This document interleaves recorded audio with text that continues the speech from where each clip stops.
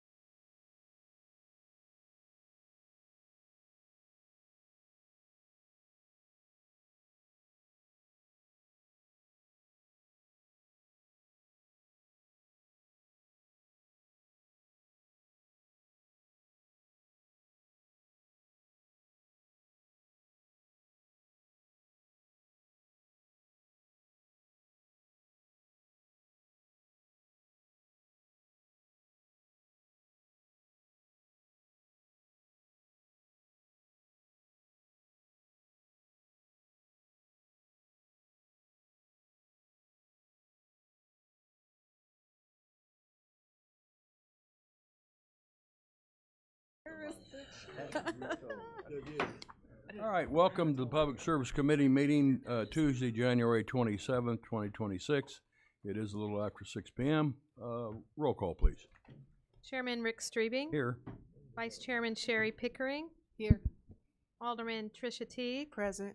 Eve Ludwig. Present. Jaleel Jones. Doug Arns. Present. John Cooper. 6 present. 6 present. We do have enough to run the meeting. Item number 2, approval of the minutes for 11/25 of 25. I'll need a motion in a second to approve. Appreciate it. So moved. Second. Any questions on the minutes? Any changes? If not, all those in favor signify by saying aye. Aye. Opposed? The ayes have it. Thank you. Next is number 3, item number 3, approval of the agenda. I'll need a motion in a second to approve the agenda in front of us this evening. So moved. Second. Is there any questions on the agenda? If not, all those in favor signify by saying aye. Aye. Opposed? The ayes have it. Thank you. Item number 4, audience comments. I have no audience comment cards. Anybody wish to speak to us this evening? All right, thanks. I have no comments, except that next week we have the regular meeting. My co-chair will be running the meeting because I'll be in Florida, so. Puts us item number 6, approval of payrolls for 1/23 of 26. I'll make the motion to approve and dispense with the reading and ask for your approval. I'll need a second, please. Second. Is there any questions on the payrolls? If not, roll call, please. Alderman Pickering. Yes. Teague. Yes. Ludwig. Yes. Arns. Yes. Cooper. Yes. Streebing. Yes. 6 yes. 6 yes. Thank you. Puts us item number 7, approval of the vouchers payable for 1/27 of 26. Make the motion to approve and dispense with the reading and ask for your approval. I'll need a second, please. Second. Is there any questions on the vouchers payables? If not, roll call, please. Alderman Teague. Yes. Ludwig. Yes. Arns. Yes. Cooper. Yes. Streebing. Yes. Pickering. Yes. 6 yes. 6 yes, thank you. Puts us city clerk's report. Rachel Hahn, our city clerk, her items of information, her monthly report. Ms. Hahn? For the end of the year 2025, we worked through 436 FOIA requests, completed 195 permits or licenses that do not include our business license renewals. We processed 44 ordinances and 139 resolutions, and as of January 22nd of this year, from our last meeting in November, we did 97 FOIAs, 13 permits, 11 ordinances, and 30 resolutions. And one of our new projects is working through ordinances, getting those digitized and into the system. We're currently up to the year 1968. Anybody have any questions for Ms. Hahn? Thank you for your report there. Sure. Puts us number 9, community relations. Rihanna Ollis, administrator. Her items of information, and 9A1 is title 2, accessibility, and her monthly report. Thank you. My only updates for the accessibility portion of this is a little bit of a larger purchase, so I just kind of wanted to give you guys a heads up on it. We'll most likely probably see that coming next week or so. It won't be coming from the community relations department. It will be coming from the IT department. It's for $12,000, and it's for common look document remediation services. Essentially, the federal government implemented a new accessibility Title II law that requires all of our documents to be reader-friendly for those who have impairments, and it's intensive where you actually have to go in and label a title when it's a title, a header when it's a header, everything including like the budget for 2027 will have to be in this accessible form. It's quite a bit of it, but IT and I have worked together, and we think the most affordable option, which is the one that we've selected, is partially it's going to be on the city staff side. We'll have license where they can run it through a software that will help us identify everything, and then for larger documents on the other side, we'll be able to send it directly out instead of having our city staff focus on that and be able to continue to work forward on it. That's really my only thing. Just want to give you guys a heads up on that. Is there any questions? Administrator, did you want to give them a quick update on First Friday next week, since it's a little? Oh yeah, it's close. Yeah. Our next First Friday is at Illini Skateland. It will be from 5 to 8 p.m., just like the rest of them. This one, we were trying to do a glow theme. We originally were looking at the bowling alley, but they are strict on supporting their bowling league that they have there on Fridays. So we shifted and pivoted to the Illini Skateland. Free roller skating, free laser tag. We'll have an entire activity room in the background for stuff for people to do. Adult and kid friendly, so you can just come, hang out, enjoy it somewhere warm, and something for the kiddos to do while it's cold. So, yeah. Anybody? Yes. I had a friend of mine turned 65, I guess, and put it on Facebook that she got a discount on, billing on, what was it, public safety, public safety fee. And a lot of people didn't know anything about it. Is there any way we could post that out there? Funny you mentioned that.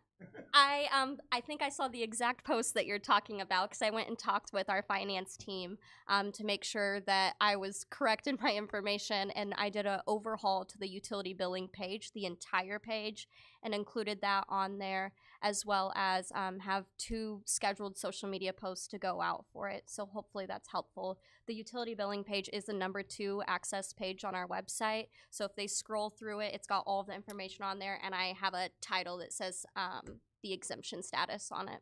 Would there be any would we be able to put it on the bill itself?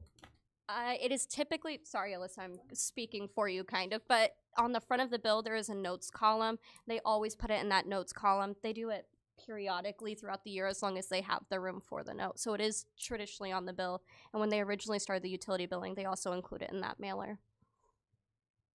I did see the same one. Any other questions?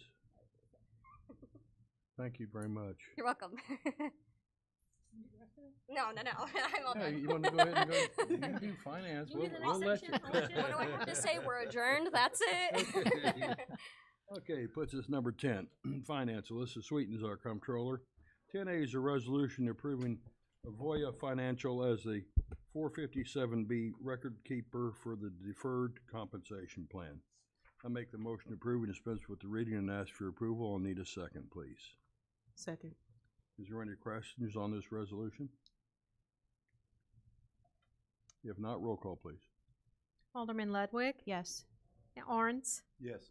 Cooper, Yes. Strebing, Yes. Pickering, Yes. Teague, Yes. 6 yes. 6 yes, thank you.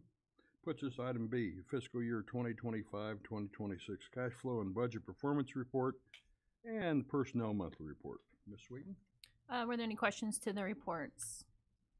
We do know that the risk report is not available this month.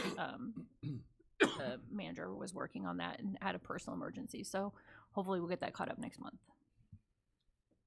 Any questions from, yes, Doug? Just a question on the personnel report. I see that we're at 50 now in fire with another retirement, 50 total. So is that 46 or 47 firefighters? And I know we've got the chief, the training officer, Mr. McFadden, I'm not sure what his title is, and then the secretary. So is that what the 50 is made up of?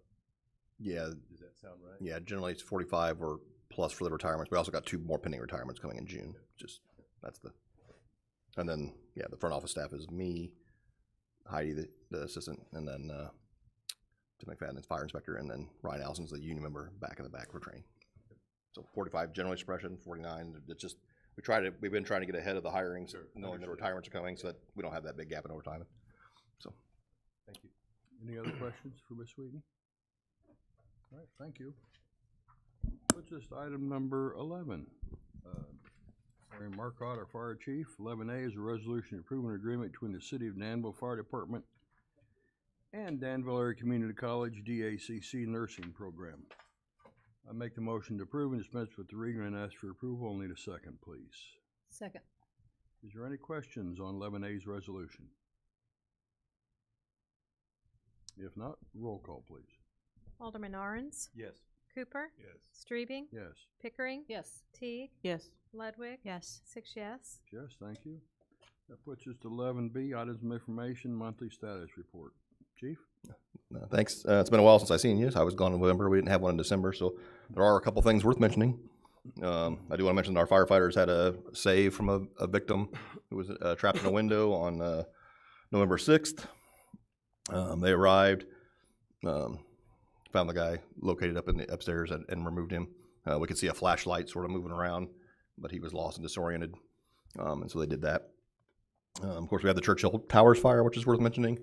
A great effort between police, who had several rescues, DMT brought buses, kind of all hands on deck kind of fire. We can confirm that we brought one victim out who was in pretty severe condition. He's alive and okay now.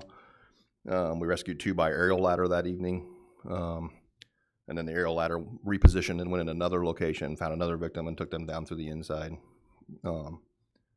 And then there's a few more miscellaneous of helping them at least get to another lower floor and things like that that occur and stuff like that. So if you want to test the Danville Fire Department, that was it.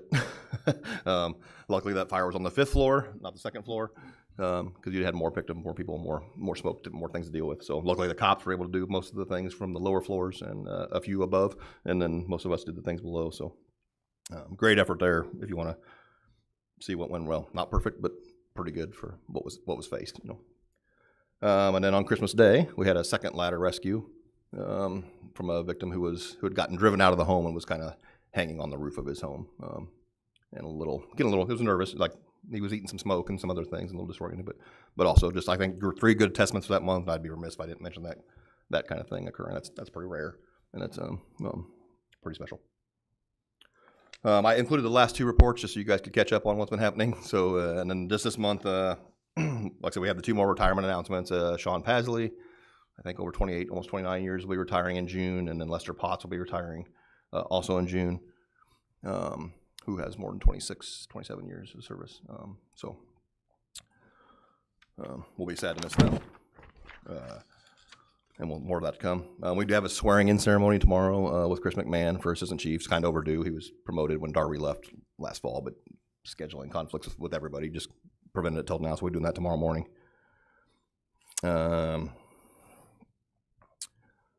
January is our OSHA compliance training, so that's undergoing, things like that. Gear inspections. Next month will be fire department physicals and activities like that, our annual physicals requirement and things like that will be going on. So that's mostly what's happening over there. You'll notice a new look to the new one, so that's the first new software. We're still trying to figure it out and getting some data to come over. It might be more information than you need, let me know, but basically at this point we gave you what all the types of calls were going on, and I'll break down that way more, and so you can kind of get a sense of what all they handle and do. That might be retracted a little bit because it's a little information. So, and the only thing I can say is we're hoping to get our annual report done, and hopefully maybe February, but that might be a little close for printing, so maybe March, and I'll have to work with Chief Yates so we can time it out together. So that's all I really have, unless you have questions. Yes, Steve. On the page with the incident data, Yes. what are the asterisks for? The old reports It between is it a November December report? No, it's the 2025 incident data, and so there's asterisks for the 380 for good intent and the 6 for rescue. Yeah. So part of that software change was we went from a NIFRS reporting system, National Fire Incident Report System, to NERS reporting, National Emergency Incident Response. The codes aren't the same. Okay. So basically, I either stopped data or I was trying for you guys to fit in something that's similar in that regard, if that makes sense. Yes. So those last 2 months were kind of like that way, and we've had to do a lot of bridging between that and the annual report even to try and get the data the same. So Understood. So that's one of the reasons why you would see like the good intent number be so much lower because of that change. Yeah. Gotcha. Thank you. Well, Chief, you said tomorrow at 9 o'clock here? Or yes. Thursday? Yep. Tomorrow? Yep. Okay. Any questions for the Chief? Thank you, Chief. Puts us number 12, Human Relations, Tasha Davis, Administrator. Her items of information, her monthly report. Currently, I have for the police department complaints, I have 2 open. For city employees, there are 2, one for public works, one for the fire department. For housing, I have 2 that are currently open. And for private employer, I have two. One recently received regarding the ADA complaint. For those cases that were lingering over from December of last year, I closed them out effective December 31st because no one came to inquire about their case. So effectively December 31st, I closed them out. Just basically my community engagement is still with the dwelling place, unmet needs, women helping women, and I am partnering with the NAACP. We're just in conversation at this time with a Know Your Rights seminar for the citizens of Danville. So we are gathering those panel guests and looking at their availability for, we're looking at possibly the springtime. But I'll keep you abreast. But other than that, that's all I have. Any questions for Ms. Davis? Yes. You've got a housing complaint. Are we supposed to send all housing issues to you then? They're on my list because when they tell me that they are fearful and that they are fearful of retaliation for coming to make a complaint to me, they're staying on my list. All retaliation will go to you then. If an issue is brought up to me, I'm going to send them to you. Well, if it's an inspection, I send it to the housing, to the inspectors. But there have been the complaints that I've had thus far, they've said that they are afraid to even come forward because of the retaliatory issues behind it. So I'm letting them stay on my list to monitor that once the inspector closes it out, hopefully that there isn't anything retaliatory behind. So if we get a call in relation to a retaliatory complaint, I'm sending them to you then. You can send them to me. Okay. I'll be happy to assist them. Absolutely.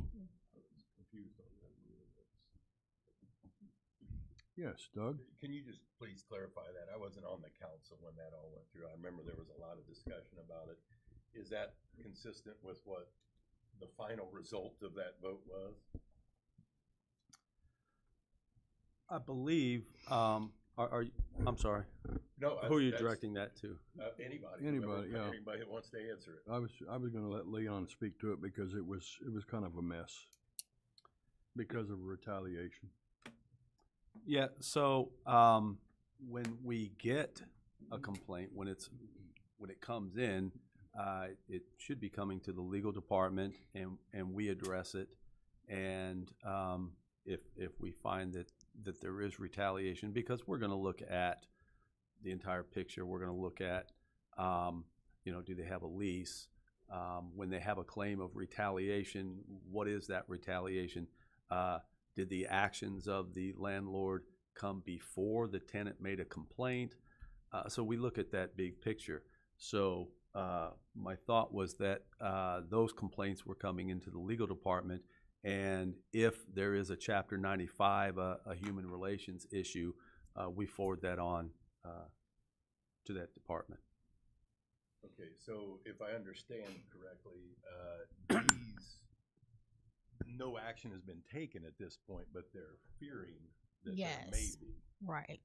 So I don't know if that was clarified as to, certainly if actions have taken place, you can determine whether there's retaliation, but the fear of, does that automatically trigger that, or should it go through the process and not that she shouldn't be aware of it.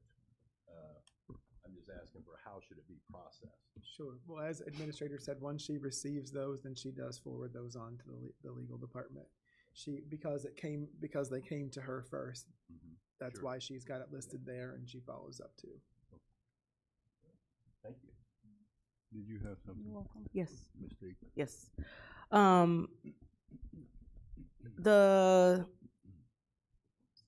So if I'm counting correctly, there's 9 complaints on your caseload right now? Yes. Okay. were any of them closed? And the reason why I'm asking, because at one point with your predecessor, one of the things that had been asked for that she modified in her report, and I'm sure you didn't know this, is to include like how many remain open. So I'm assuming like some of these could have carried over from prior months and things of that nature. And the only reason I'm asking, because for us to be able to see, just to have some visibility into, you know, if you've got 15 complaints in a month, you might have closed 7 and then 8 would still remain open, and be able to know the progress of complaints. These did carry over. Okay. Thus far, they're not closed yet because due to the questions that they've asked me to look into, I don't necessarily have all the answers.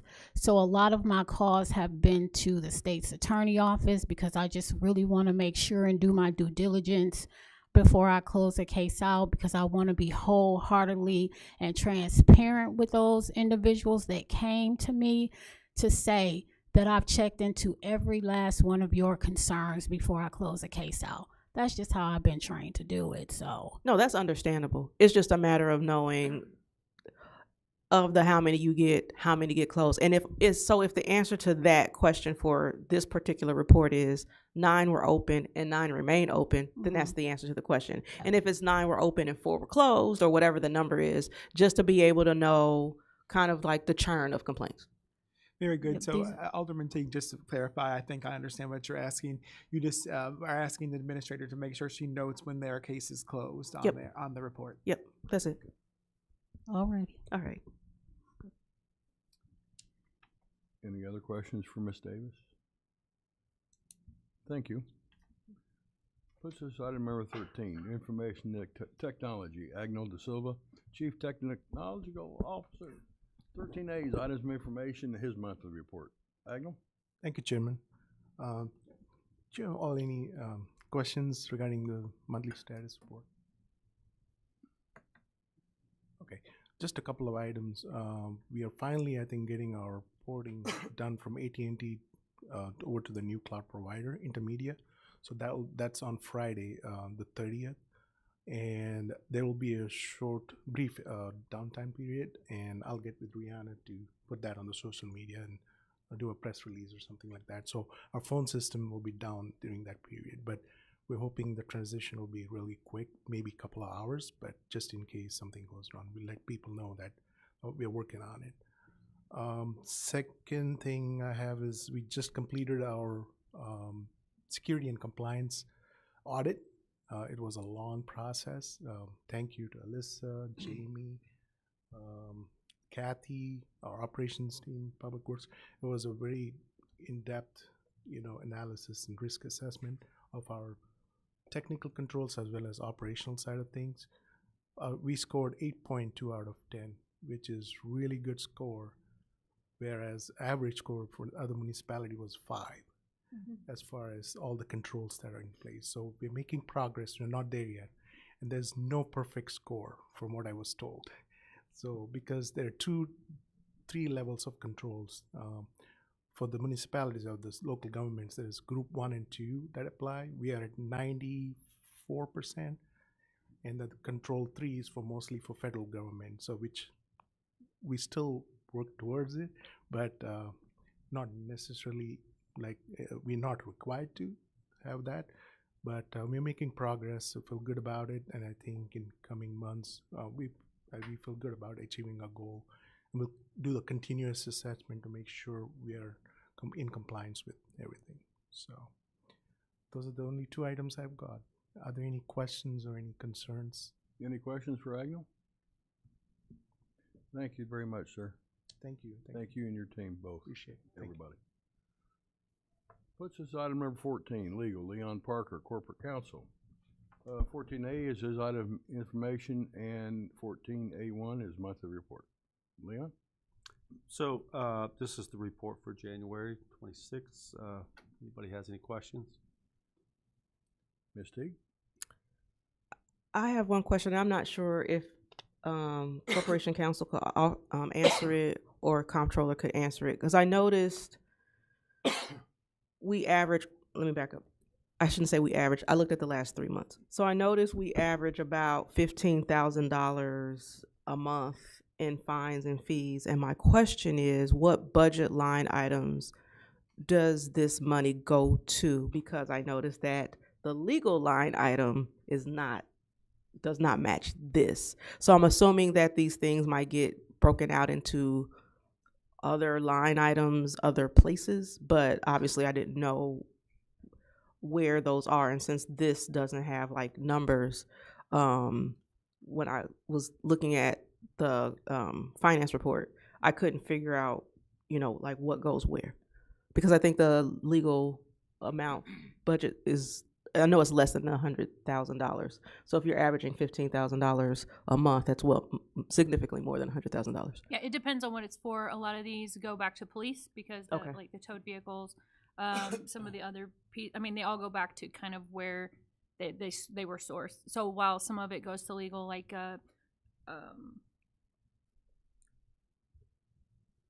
just the summons, some of those. Like I'm looking here, housing loan fund, that is a payment on a principal that goes back to Fund 111 because it's on an actual loan. Some of these that are for inspectors would go back to code enforcement. So it's really about where the fine or fee generated from on where it goes back to. Is there like a list somewhere that we could get to see where these go? Yeah, I can get a kind of like a conversion to where they translate to. Yeah. That would be wonderful. Thank you. Any other questions for legal? Yes, Doug? Following up on that a little bit then, so from the revenue perspective, is that booked once the fine is assessed as a receivable or not until? Not until it's paid. Okay, thank you. Actually, then follow up. And these are all paid, not receivables, correct? Correct. These are Okay. paid between November and January. Okay, that's what I thought. Okay, thank you. Any other questions for legal? All right, thank you. Puts us to item number 15. Police Chris Yates, our police chief. 15A is a resolution authorizing the budget amendment and application and acceptance of a DCEO grant for capital improvements to Friendly Town. I make the motion to approve and dispense with the reading and ask for approval. I'll need a second, please. Second. Is there any questions on 15A's resolution? Is there supposed to be an amount? Yeah.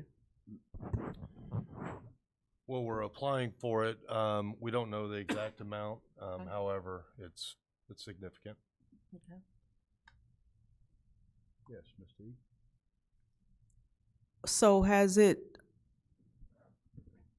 been awarded, or are we preemptively doing the acceptance and hope that it will be awarded? Well, DCO grants are often like it's moved into like set aside legislatively. So it was a It was appropriation. appropriation. Okay. Yeah, and then we have to apply for it to unlock that. Okay. Any other questions? Not roll call, please. 15A. Alderman Arns, Yes. Cooper, Yes. Strebe, Yes. Pickering, Yes. Teague, Yes. Ludwig, Yes. 6 yes. 6 yes, thank you. Puts us 15B, a resolution authorizing disposal of a police department vehicle.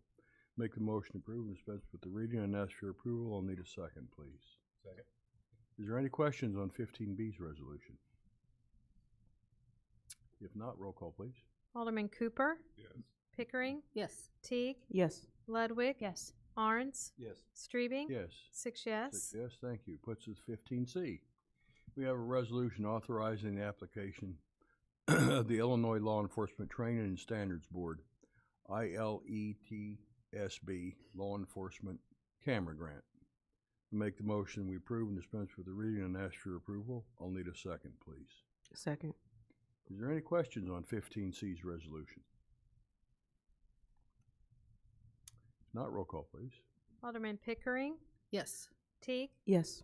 Ludwig, Yes. Arns, Yes. Cooper, Yes. Strebe, Yes. 6 yes. 6 yes, thank you. Puts us to 15D, items of information and the chief's monthly report. Chief?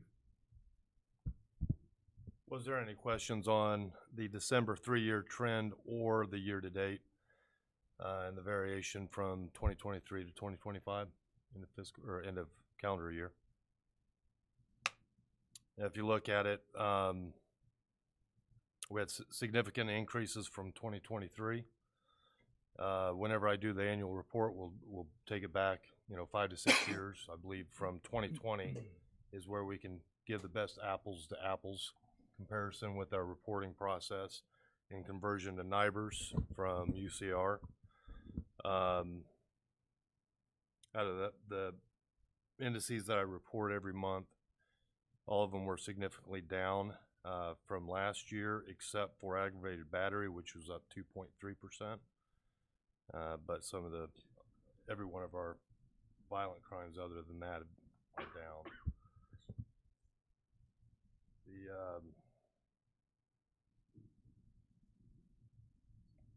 We're also seeing one thing that was very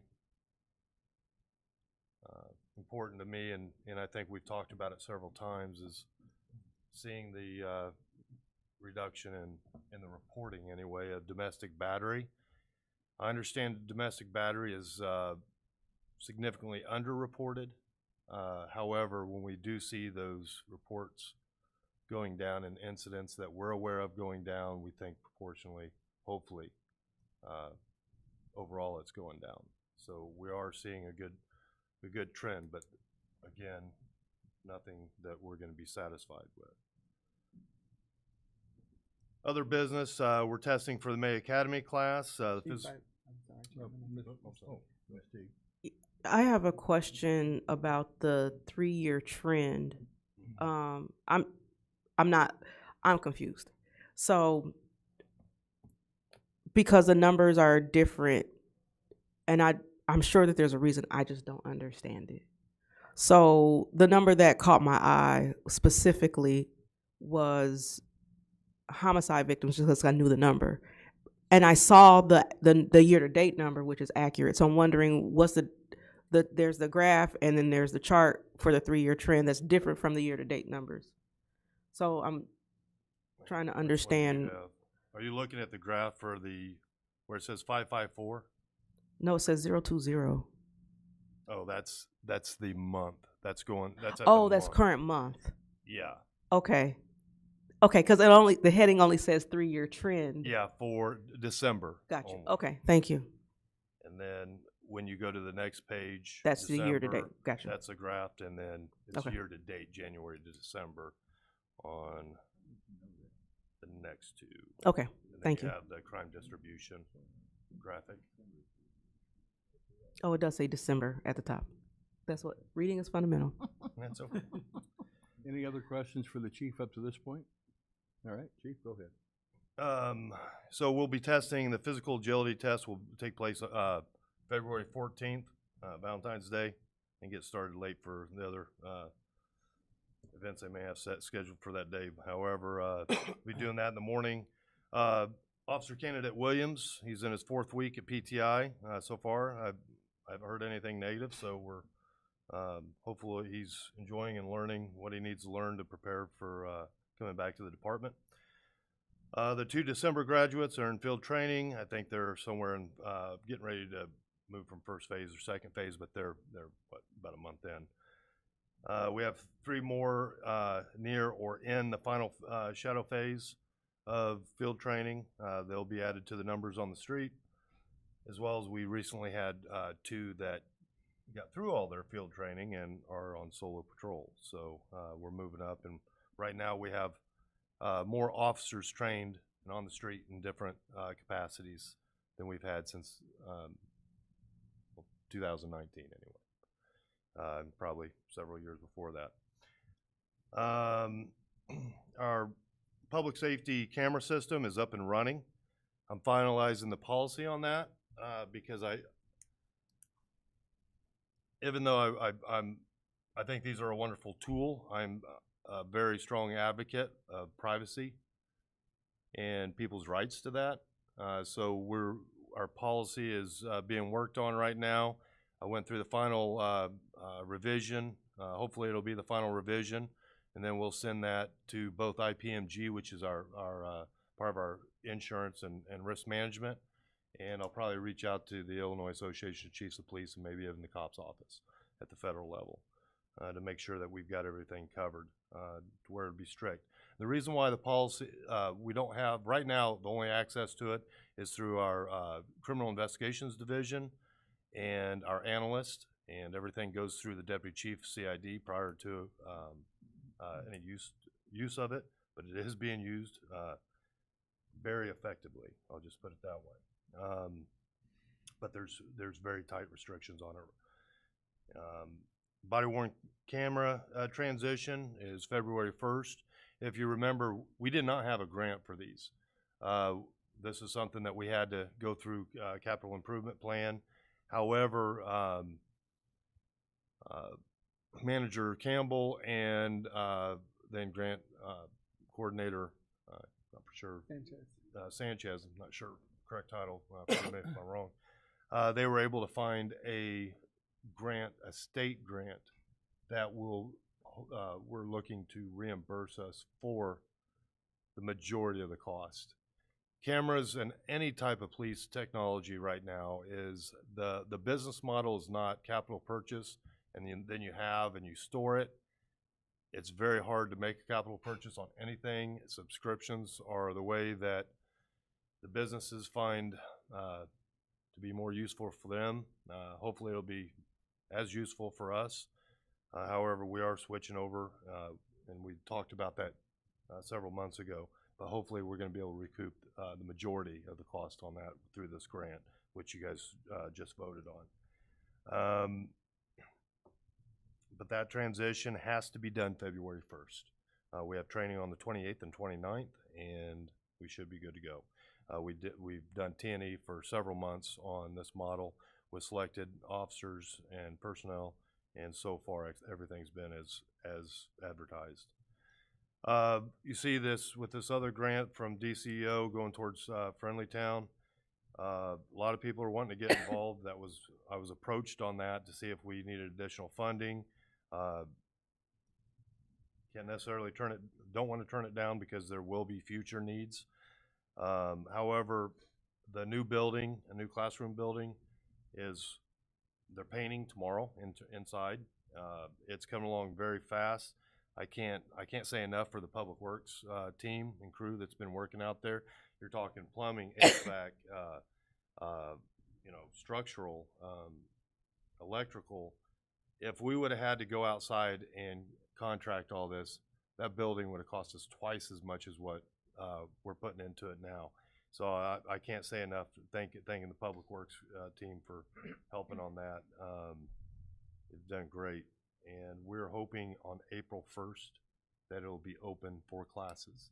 A lot of people say, well, why April 1st? Because it's a summer class. Not anymore. We've got 2 county schools that are already scheduling. One's in mid-April to run a several-day class through there with the similar curriculum is what we have for our kids during the summer. We're also working with several other school districts. I don't want to say their names yet because they're probably having to take it to their school boards. But the objective is for every child in Vermilion County during the school year to have the opportunity.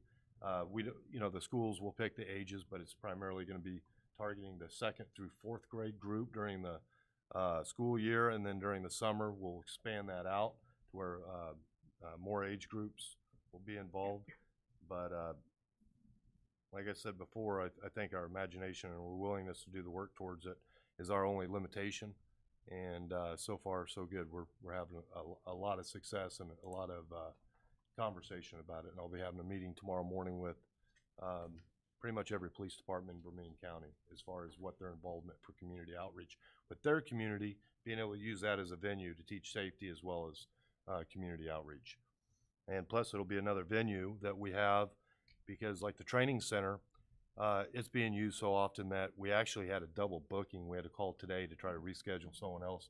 And these are not just law enforcement or city groups. Fire department used it. Public Works has a training. I think HR has a training out there. But these are Chris Senior Services, SRC, Cross Points, all these different organizations within the city. We're no longer working in silos. We're working very closely. And we have people not only from we have people from the department on many of these boards, to where we know faces, and when we need those resources, we can go directly to a certain person that we know and we've worked with several times before. And I think ultimately what that's going to do is provide better resources and response to people in our community that need assistance. So that's very helpful. And I think all those things, by having the venues, by having the city having the vision to provide venues to bring all these different organizations together, like task, dart deflection, concerning with deflection, whether it's substance abuse, homelessness, and everything like that.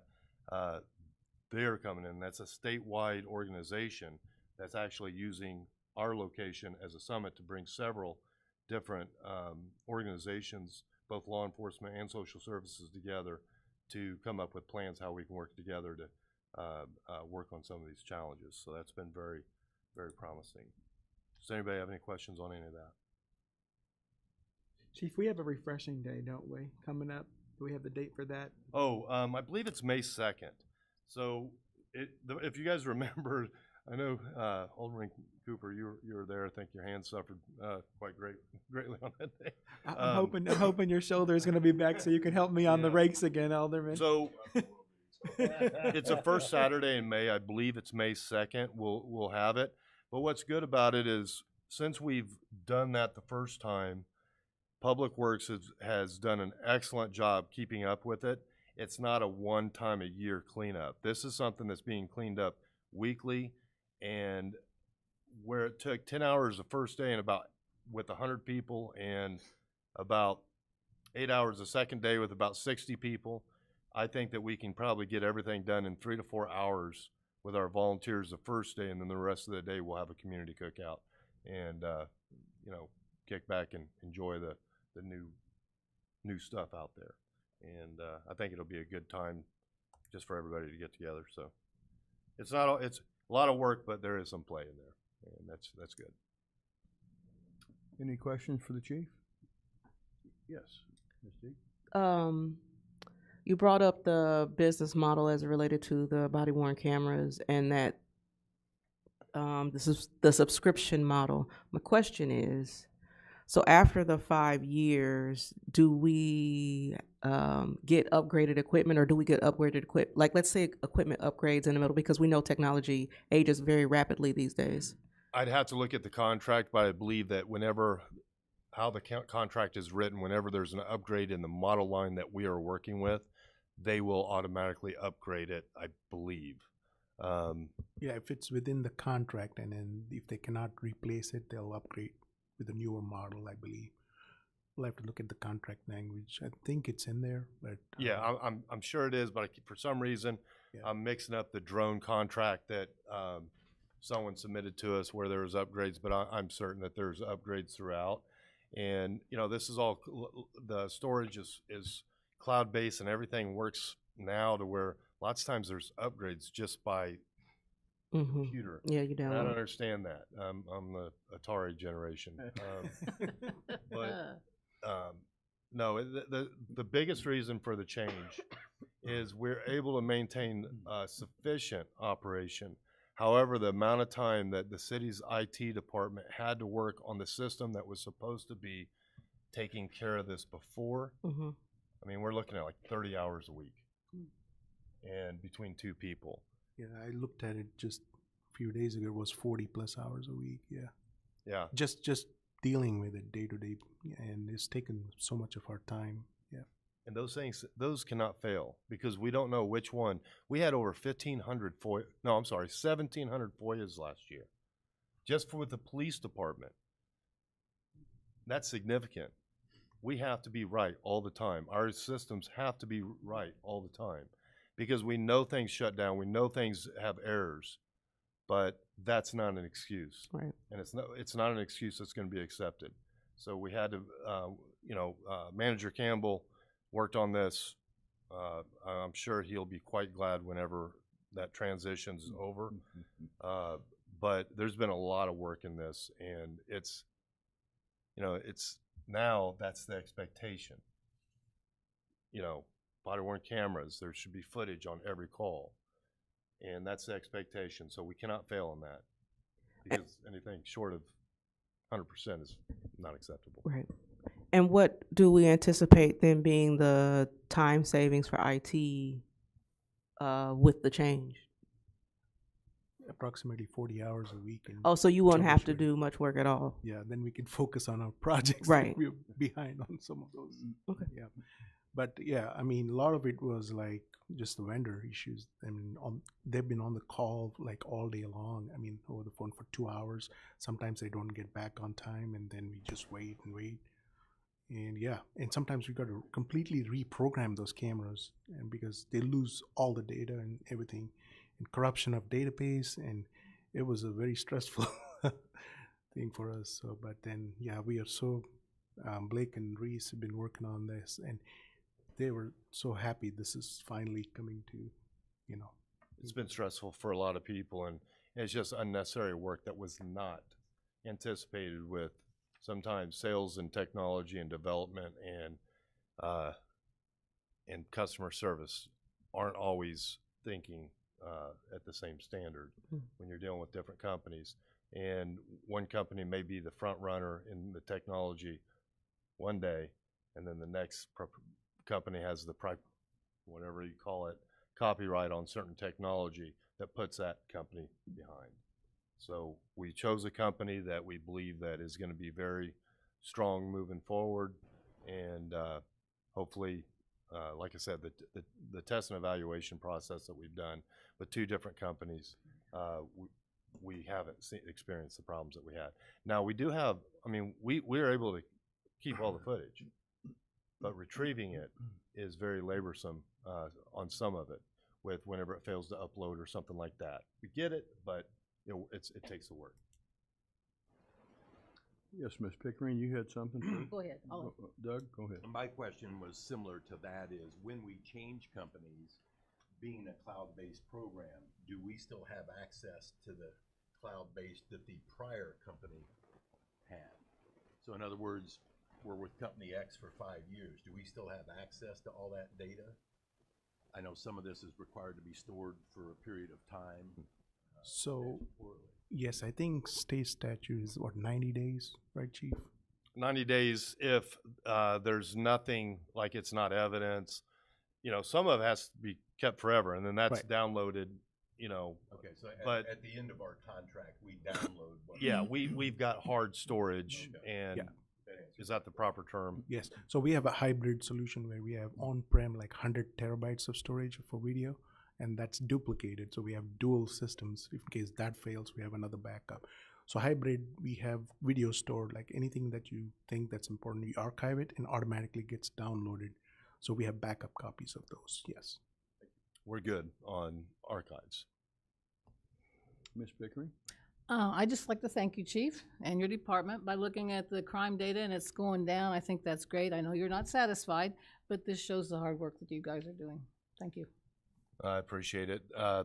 Like I said, the officers out there right now, I think that we've got some one of the best groups that we've had. I hate doing that because that's taken away from my generation of officers, but I'm proud of the fact that I think we've got some of the best officers, best trained, and best equipped that we've had here in the city of Danville, and I'm very proud of that. And I think the numbers, they don't show everything, of course, and you're right, I'm not satisfied, but we're going in the right direction, and I can't take credit for it. That's operational command and units and officers on the street and detectives. And Chief always reminds me too that it's the community as well, you know, that it's people seeing something and saying something, and now we have these cameras as backups too. That's helped us solve a lot of things. I will say that the community, the relationship that we have with the community now is as strong as I've felt it. Now, that doesn't mean we don't trip and stumble from time to time, but we have a very good relationship with our community, and I think our community should be proud of themselves as well. Anybody else have anything for the chief? Sheriff? Yes. Chief, I want to congratulate you on, I noticed on your Facebook page honoring Patrick Carley today. I thought that was really awesome, and if you could speak about that for a moment. Yeah, thank you for reminding me. I went to write that down. Officer Carley is a 19-year veteran. He will be a 19-year veteran next month. The thing about him, he probably could have won the award just about any year. The diligence and the commitment that he has towards his work is hard to beat. Some of his cases that he worked in criminal investigations division, which he handled a large number of the most serious ones, are coming through process now, and that was one of the reasons that added the legitimacy to that. When I gave it to him, I was looking at so many people in the crowd of officers, and I thought he could get one, she could get one, but we only have one, and that's why we make it very easy and take the pressure off of me.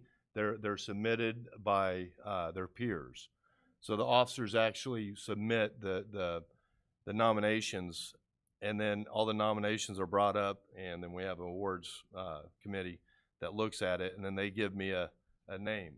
And I was very proud of the fact that he got it this year. We've started that 4 years ago, and like I said, it's too bad we couldn't have one for several different categories, because we have a lot of people doing a lot of good things, and I try to acknowledge that as much as I can, but yeah, there was a lot of good people in the crowd that I could have given buttons to everybody, to be quite honest. Chief, can you say what it is that he got? There were some. What is the award, sir? Oh, I'm sorry. It was the Officer of the Year, Danville Police Department Officer of the Year award. Okay. And it doesn't sound like a huge deal when we talk about Officer of the Year, but there's a lot that goes into it. And when you're selected by your peers, and that's all 3 shifts plus detective, criminal investigations division, it goes through all the command staff, it goes through all, administrative staff, and yeah, it's a big deal. Everyone that's on that board should be very proud of themselves. Anybody else have anything for the chief? Thank you, Chief. Puts us item number 16, Treasury Report. Chris Herron, Treasurer's here. 16A is November 2025 Treasury Report and Bank Reconciliation, and 16B is items of information. Mr. Herron? Thank you, Chairman. So in your packet, you have the November Treasurer's Report. Any questions on that before I go on? Now, I'm going to make sure this is November 2025 and not 23, 24. You are correct, sir. Chairman, we are officially on time. Okay. I'm not even putting the tracking device that I had in there for a couple of years anymore. There's no need to, since we're up to date. Good. I figured. Also, we finished the annual Treasurer's Report ending fiscal year 25. That is finished and has been published in the commercial news per the state statute. And then our city clerk has filed that with the county treasurer. We've also extended our agreement with First Financial Bank through December 31st of 2026. The city's interest rate structure will remain the same, which is the Fed funds minus 10 basis points. Fed's fund rate currently right now is 3.64%. Next, we had a couple meetings this time. We had the special joint pension board meeting with both fire and police. And we had our fourth quarter pension board meetings, both annual statements for both pensions through the Illinois Department of Insurance, the IDOI statements, and all financials were voted on and they were all approved. And right now our office is currently working on wrapping up all of our year-end taxes. We also have our yearly affidavits mailed, and we're starting to receive them back with a deadline of April 1st for all of our pensioners. And that ends that report. Any questions for Mr. Herron? Thank you, sir. Yes, Thank sir. you for everything. Thank you. Item number 17 is closed session. I don't think we have to have one of those tonight. Anybody got any items of information? Committee members or mayor? Or I have 2 more items if you don't mind. Ahead. Okay, first is right along with community policing. Citizens Police Academy applications are available. I've got you, Chief. Those are available on our website. I've got those posted as well as contact information. So if you're just curious about what it is, I did it last year and had a lot of fun and learned things that I didn't anticipate to. And they made it more hands-on last year, so that made it even more engaging. So I highly suggest it. It's super interesting. And they are not super strict. If you can't make every single one, it's not going to ruin their day. Totally fine with them. So it's a good opportunity. And then the second thing is our community wellness manager, Jessica Lively, is holding a paint and sip at Harrison Park Clubhouse. That is also on our website with tickets available. So if you want to go and join that at Harrison Park, you can. Thank you. Yes, Ms. Teague? Is there a deadline for Citizens Police Academy applications or no? I believe it's beginning of March, Chief. Yeah, Hold up real quick. it's on our Facebook site. Let me look at it real quick. I will make sure that you are in there all the way up to the third week if you need it. I never. I'm busy, sir. I have a job. I didn't say I was coming. Hey, it's after hours. It is. It starts March 25th And I'm through May working. 13th, and the deadline is I don't see a deadline on the application. That's why I asked the question. it's on the very bottom, Oh, the day before 3/18 to 25, right above or the a week black rice before? white cloth. I see. Yeah. Okay. Yeah, March 18th. Should be 2026. Oh, it does say 25. Yeah, we'll keep that changed. Oh, it's too late. Thank you. I'm glad I looked at that. We'll get that changed. Is there anything else? If Oh, not, just a reminder that the youth town hall is Thursday, yes, at Laura Lee, 6 to 8. 6 to 8. It's sponsored by Project Success. Yeah. All right, if there's nothing else, no comments from the committee members, due to the fact we've taken care of everything on our agenda this evening, I'll need a motion and a second for adjournment. Make a motion? Second. All those in favor signify by saying aye. Aye. Opposed? We are adjourned. Thank you.